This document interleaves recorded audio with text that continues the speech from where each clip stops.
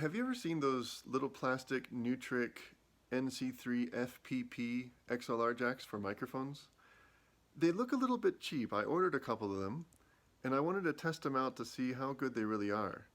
And the only real method I could think of doing that would be to plug it in and disconnect it 1,000 times. So I made a little device here so I could plug it in and take it out. I'm using a Neutrik the NC3 MX plug, I believe it's called, the male. And I'm just plugging that thing in and out 1,000 times. So here we go.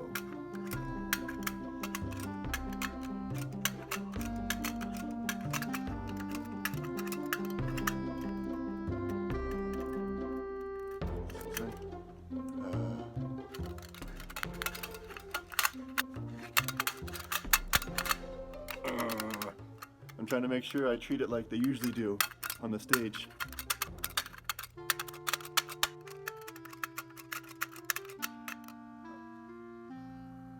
Okay, this is kind of painful actually.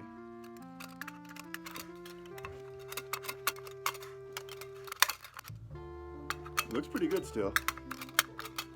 Okay. We're at 620 so far.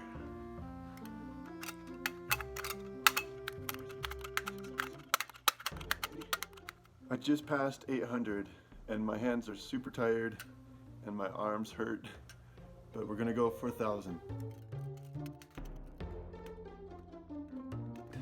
999, 1,000. Okay, so we just tested this socket 1,000 times to see if it can endure the abuse. So I was pretty rough on it.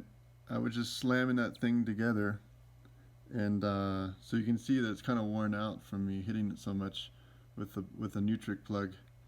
So the test will be to take this off the little outlet thing I made, and we're going to test with a voltmeter, see if the connection is doing good. Okay, so we got a voltmeter here set up on the ohm setting, and what we're going to do is we're going to just test this cable. Maybe this isn't the best way to test the cable, but it's just the most convenient one right now. So I'm just going to touch each contact and see, I think it's the other side here. We're going to touch each contact and it looks like it's doing pretty good. I'm going to try to wiggle it too. Kind of wiggle that. It looks like it's keeping a very good connection still. I don't see the ohms going down showing a misconnection. So it looks like that connector, even after 1,000 connections, is still working pretty good. Let's try another terminal here. What is it? The terminal number 3. Connect that. I don't see any. I'm wiggling it, and I don't see that ohm moving it at all. I'm wiggling that connector, the final terminal, and it's still working pretty good. So I think that's a pretty good connector. I think it's a Neutrik quality.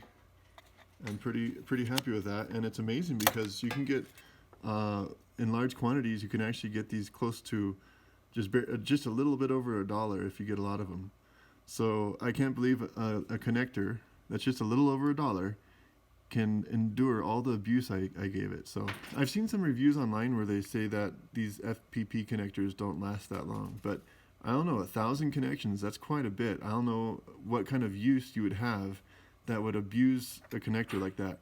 Maybe my guess would be that they're not using Neutrik connectors on their cables, and maybe that mismatch causes a problem. Like for instance, if you have a Chinese connector like this, I could imagine that the tolerances are different, and maybe it rips apart the connector in the stage, or wherever it is, whatever XLR breakout box you might have.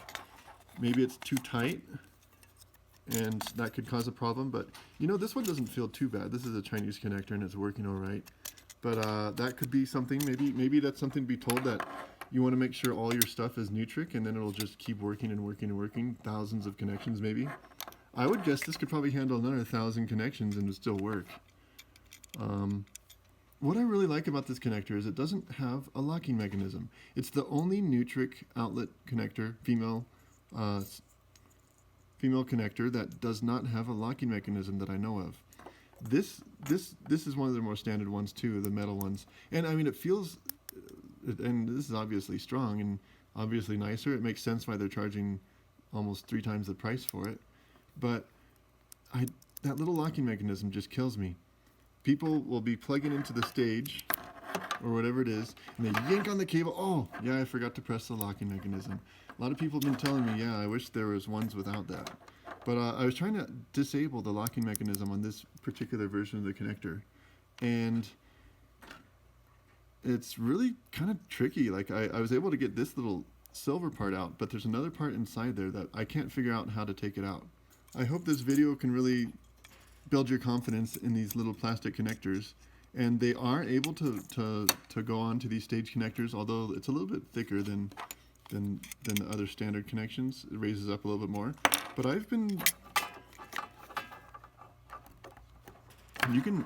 I'm pulling and jerking this thing around, pulling it almost as hard as I can. And it's still pretty strong, even though it's plastic. So I would say this little connector is a winner.